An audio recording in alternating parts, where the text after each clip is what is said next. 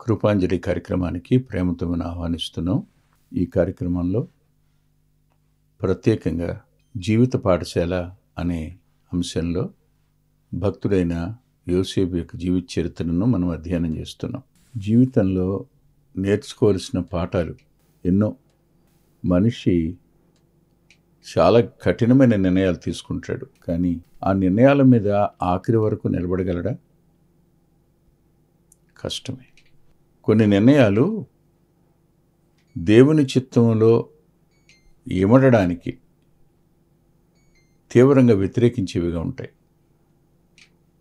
మరికొన్ని నిర్ణయాలు దేవుని చిత్తం తన జీవితంలో జరిగి మేలు పొందకుండా ఉండడానికి ఆటంకంగా కూడా ఉంటాయి. మనిషి రకరకాల నిర్ణయాలు తీసుకుంటాడు, కానీ ఏ నిర్ణయమైనా అది దేవుడు మార్చాలి అనుకుంటే మార్చగలడు. మనిషి పరిస్థితులకు అతీతం కాలేడు. భయాల వల్ల నిర్ణయం తీసుకున్నా పరిస్థితులు జటిలమైనప్పుడు ఏ మనిషి అయినా తలవంచక మానడు. పరిష్కారం అది తప్ప ఇంకోటి లేనప్పుడు ఏం చేయగలుగుతాడు మనిషి? లేకపోతే ఏ వ్యక్తి అయినా ఓ కాలు తీసేయడానికి ఇష్టపడతాడు, ఓ చేయి తీసివేయడానికి కూడా ఇష్టపడతాడు. హాస్పిటల్ ప్రాణం పోకుండా ఉండడం కోసం, కాపాడుకోవడానికి ఏదైనా చేస్తాడు. ఈ మాట యోబు గ్రంథంలో ప్రభువుతో అపవాది అంటాడు. నరుని యొక్క జీవితాన్ని స్పష్టంగా వాడు చూసిన వాడు అంటాడు, 2వ అధ్యాయం యోబు గ్రంథం 4వ వచనంలో, చర్మము కాపాడుకున్నటకే చర్మమును, తన ప్రాణమును కాపాడుకున్నటకే తన కలిగిన యావత్తును నరుడుచును కదా అంటాడు. అంటే నరుడు, మనిషి, మీరైనా నేనైనా పరిస్థితులకు అతీతులం ఎప్పుడూ కాదు. చాలామంది అనేకులను తక్కువ చేసి మాట్లాడుతుంటారు. వాళ్ళు ఎందుకు అలా ఇటు నుంచి అటు వెళ్ళిపోయారు, వాళ్ళు ఎందుకు అటు నుంచి ఇటు వచ్చారు, ఇలాంటి మాటలు వినపడుతుంటాయి. కానీ వారి పరిస్థితులు మీకు అర్థంగా నాకు అర్థంగా. ఆ జటిలమైన పరిస్థితుల మధ్య తమను తాము ఎలా కాపాడుకోవాలి అనేది మానవుని ముందున్న పెద్ద సమస్య. ఆ సమస్య పరిష్కారానికి మానవుడు పరిస్థితులకు తల ఉంచుతాడు. ధైర్యం కలిగిన వారు ఎవరో ఉంటారు. వారు ధైర్యంతో ముందుకు సాగినా వారి ధైర్యం కూడా ఒక్కోసారి నిర్వీర్యం అయ్యే అవకాశం ఏర్పడుతుంది. ఉదాహరణకు మీరు ఆలోచించండి. ఆదికాండం 42వ అధ్యాయంలో 38వ వచనంలో యాకోబు ఇలా అన్నాడు, నా కుమారుని మీతో వెళ్ళనీయను, నా కుమారుని మీతో వెళ్ళనీయను. అంటే అర్థం చెప్పండి. బెన్యామీన్ను మీతో పంపే పరిస్థితి లేదు, నేను పంపను అన్నాడు. ఇక పంపను. యాకోబు తీసుకున్న నిర్ణయం అది. ఆ నిర్ణయం వెనుక కారణాలు ఎన్నున్నాయి? చాలా కారణాలు ఉన్నాయి. అతని మనసు భయంతో నిండింది. తనకిష్టమైన భార్య, ఆమెకు మిగిలిన ఒకే కొడుకు బెన్యామీను. అతన్ని కూడా పంపేస్తే ఇంకా ఆమె సంతానం లేనట్టే లెక్క. మరి పంపడానికి మిగిలినటువంటి పెద్దవారు తన కొడుకులు నమ్మకస్తులా అంటే వారిని నమ్మలేని పరిస్థితి. రూబేనును నమ్మలేడు, అందుకే పంపనన్నాడు. యోసేపును తిరిగి రాలేదు, ఏమైపోయాడో తెలీదు, అందుకే పంపనన్నాడు. ఇప్పుడు పంపితే తిరిగి వస్తాడో లేదో, అందుకనే పంపనని చెప్పాడు. ఇది గట్టిగా తీసుకున్న నిర్ణయమే సుమా. కానీ దినాలు గడిచాయి. ఏం జరిగిందో చూడండి. 43వ అధ్యాయం 1-2 వచనాలు. ఆ దేశమందు కరువు భారముగా ఉండను గనుక వారు ఐగుప్తు నుండి తెచ్చిన ధాన్యము తినివేసిన తరువాత వారి తండ్రి, మీరు మరల వెళ్ళి మన కొరకు కొంచెం ఆహారం కొనుడని వారితో అనగా. ప్రార్థన చేసుకుందాం. జాలి కలిగిన మా గొప్ప తండ్రి,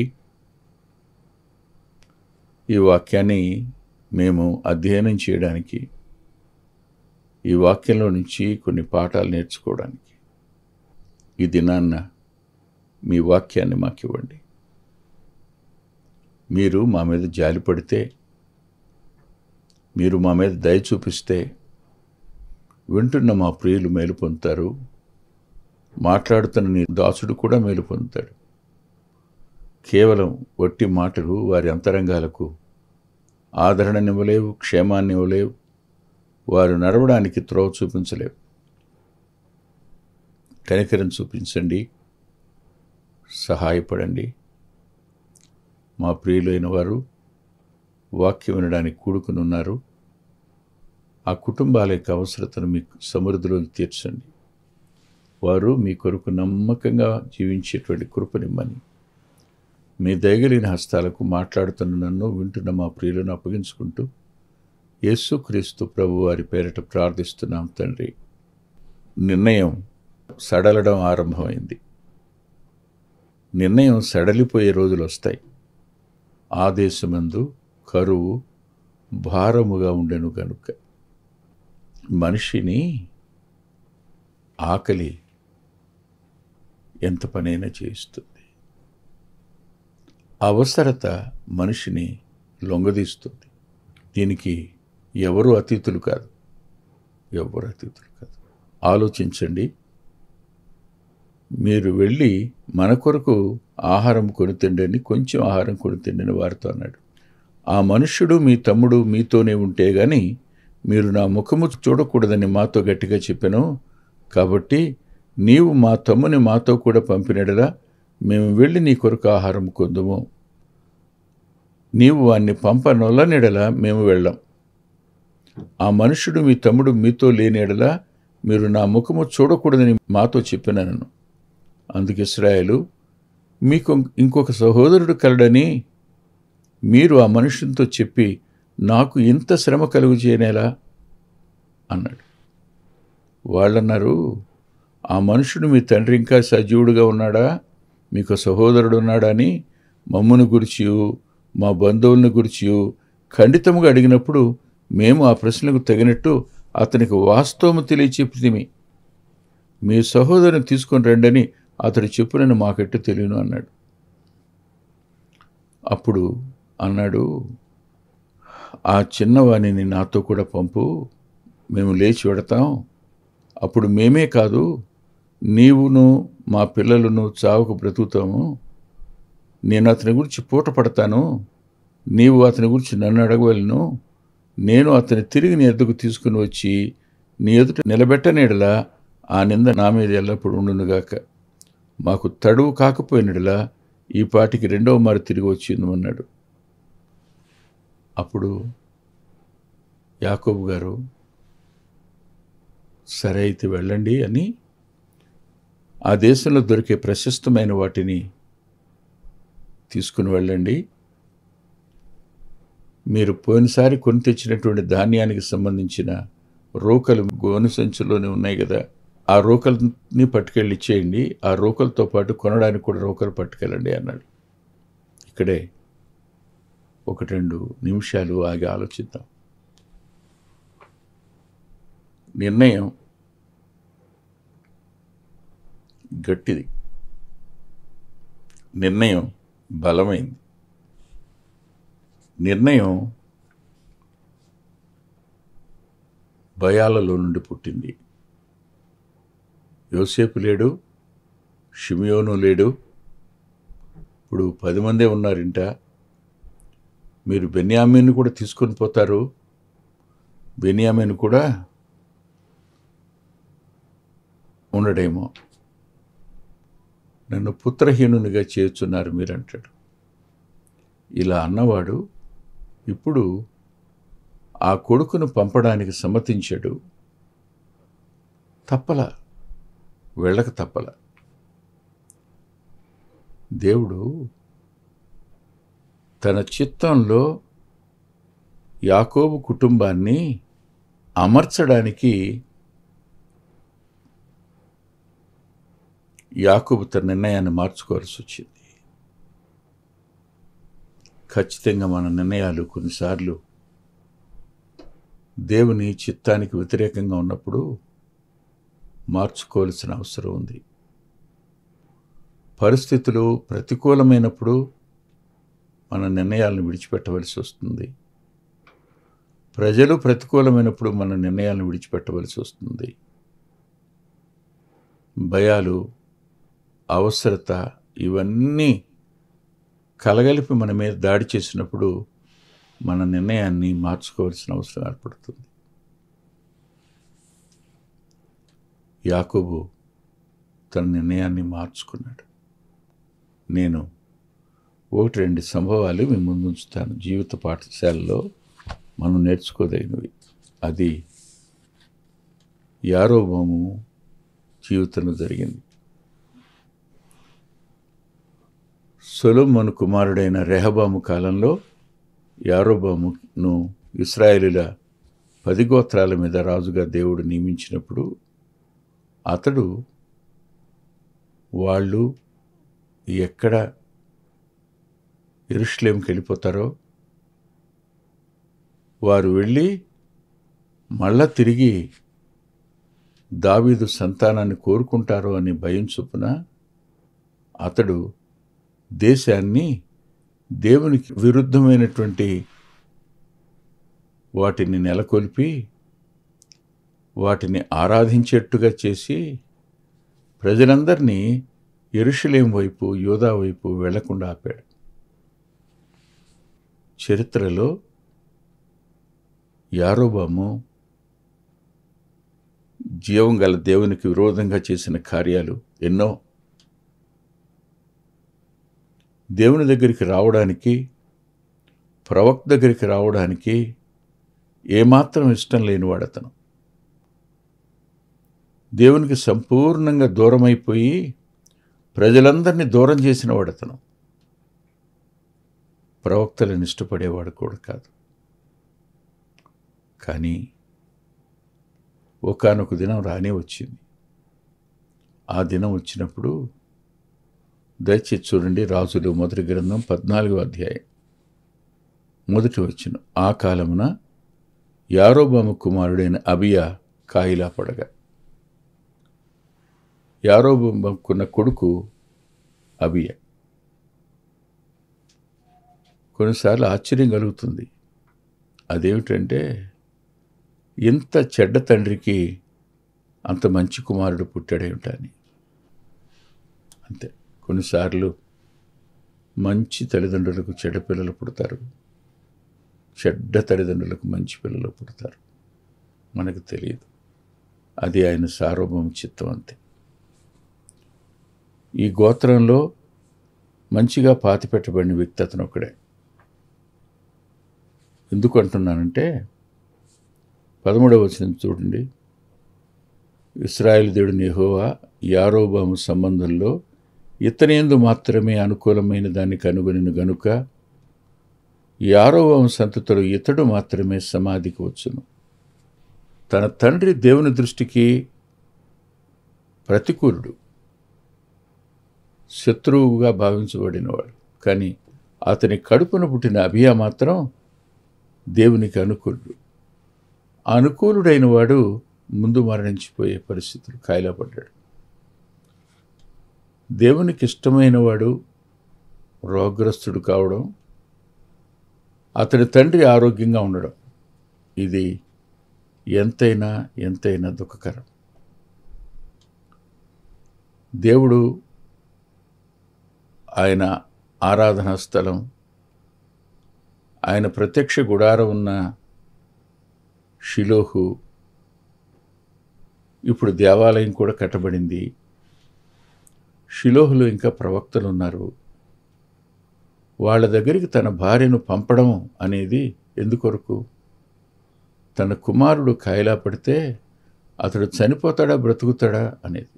అంటే ఇప్పటి వరకు ఆశ్రయించిన వారు ఎవరు చెప్పలేరా అంటే తెలుసన్నమాట, చెప్పలేరు, వాళ్ళ వల్ల కాదని.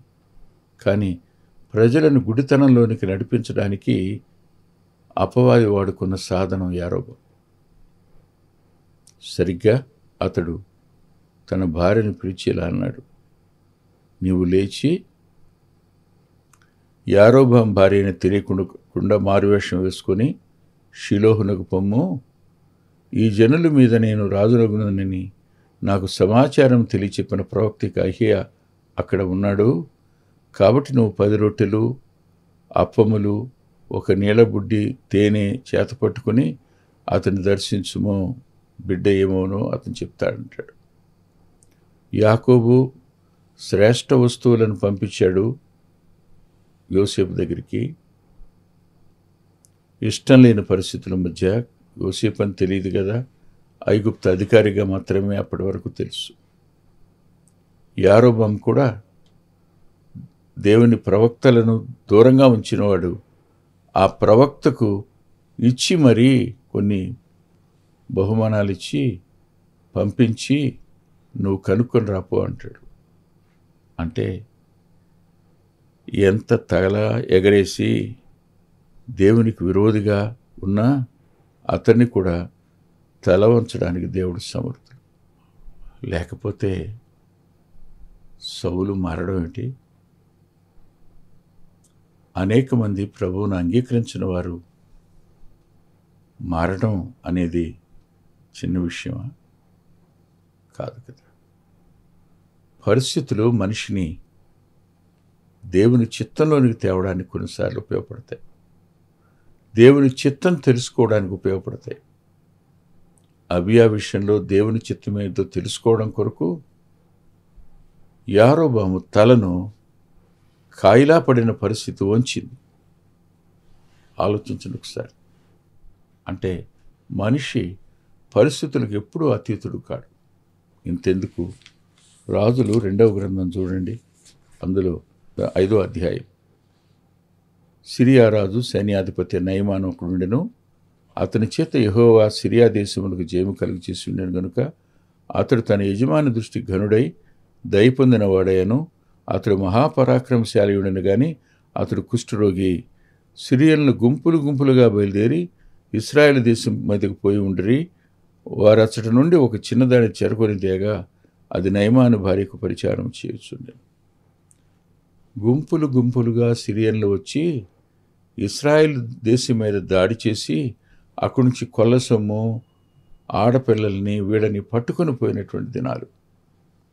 కానీ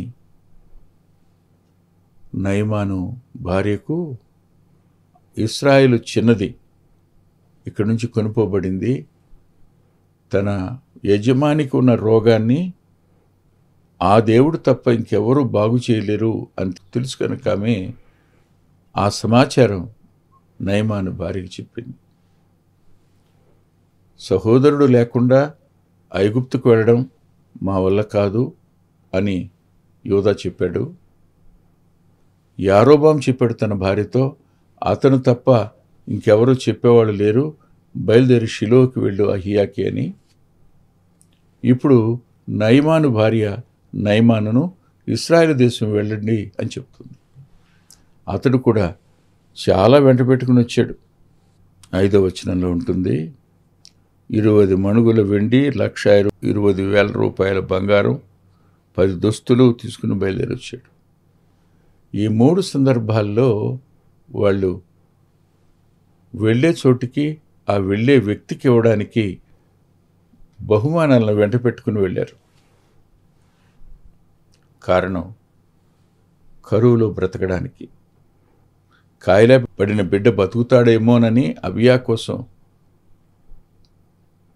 మారువేషంలోనైనా వెళ్ళమని పంపించిన సందర్భం. నయమానుకు వచ్చిన రోగం ఎవడూ బాగు చేయలేడు కనుక బాగు చేయగలిగిన ఒక వ్యక్తి అక్కడున్నాడు, అతడు జీవం గల దేవుని సేవకుడు, అక్కడికి పంపమని యారోబాముకు పరిస్థితులు ఒత్తిడి చేసి తెచ్చాయి. యోధా సహోదరుని వెంట పెట్టుకుని వెళ్ళాడు. యారోబాము భార్య అహియా దగ్గరికి వెళ్ళింది. నయమాను ఇశ్రాయేలు దేశానికి వచ్చాడు, ఎలీషా దగ్గరికి వచ్చాడు.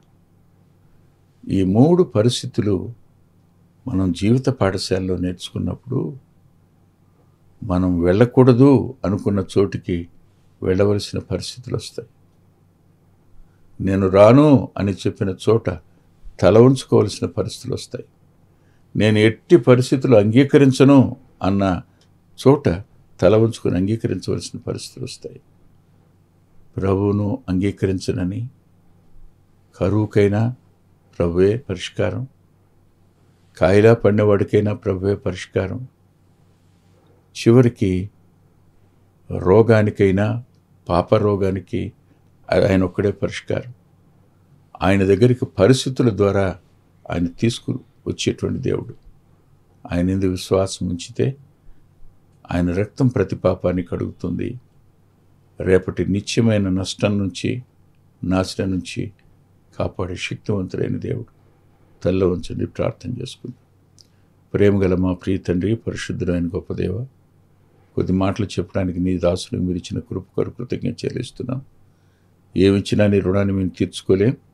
మా ప్రియుల అంతరంగాలకు ఆదరణను, ఓదార్పును, ధైర్యాన్ని ఇమ్మని యేసుక్రీస్తు ప్రభువారి పేరిట ప్రార్థిస్తున్నాం తండ్రి.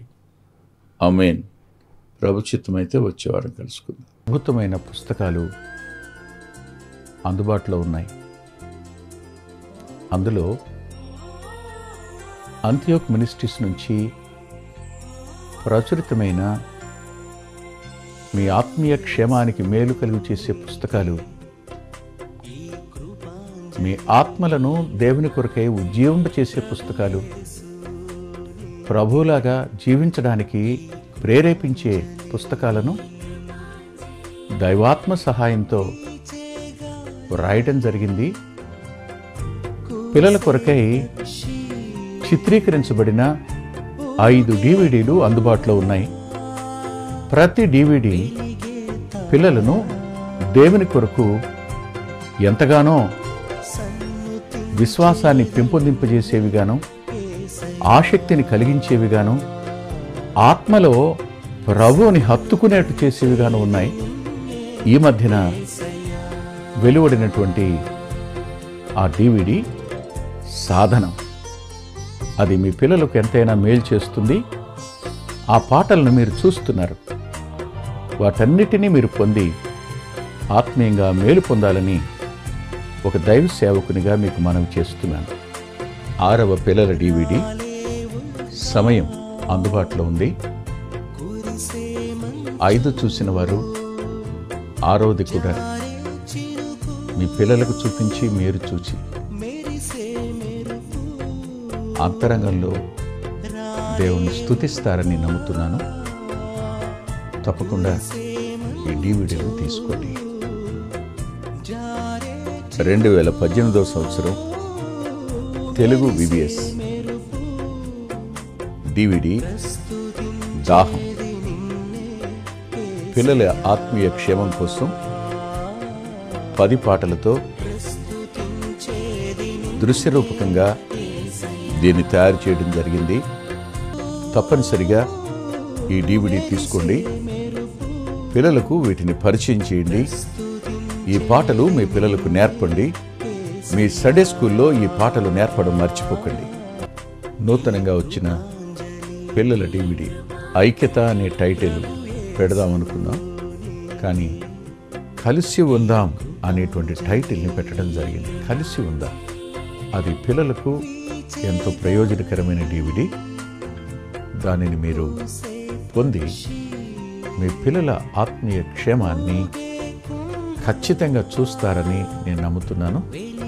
ఆ DVDని మీరు సంప్రదించి పొందవచ్చు. సాధు సాల్మన్ గారి జీవితం, ఆయన గోదావరి నది దగ్గర ఒక ఆశ్రమాన్ని స్థాపించి అనేక మందిని ప్రభువులోకి నడిపినవారు, అనేక మంది జీవితాలను ఆయన ప్రోత్సహించినవారు.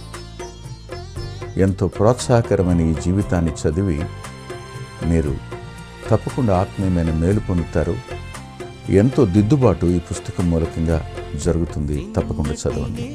గత 30 సంవత్సరాలుగా, ఇది 31వ సంవత్సరం, క్రీస్తు సువార్త పత్రిక అనేక మంది ఆత్మీయ ఆకలిని తీరుస్తున్నటువంటి మాసపత్రిక. ఈ పత్రికను మీరు పొంది మీ ఆత్మీయ జీవితాలకు మేలు కలుగు చేసుకుంటారని హృదయపూర్వకంగా మీకు సిఫార్సు చేస్తున్నాను. గత 2 సంవత్సరాలుగా పిల్లల ఆత్మీయ క్షేమం కోసం సచిత్ర ద్విమాస పత్రిక నెలవంక వెలువడుతోంది. అనేక మంది పిల్లలు ఆత్మీయంగా మేము మేలు పొందామని వారి ఉత్తరాల ద్వారాను వ్యక్తిగతంగా కలుసుకున్నప్పుడు సాక్ష్యం చెబుతున్నారు. మీరు కూడా మీ పిల్లల కోసం నెలవంక పత్రికను మీరు పొందొచ్చు. అందుకొరకై ఈ క్రింద ఇవ్వబడినటువంటి ఫోన్ నెంబర్ని మీరు సంప్రదించండి. ప్రభు యేసు నీకే ఈ కృపాంజలి, ప్రభు యేసు నీకే ఈ కృపాంజలి.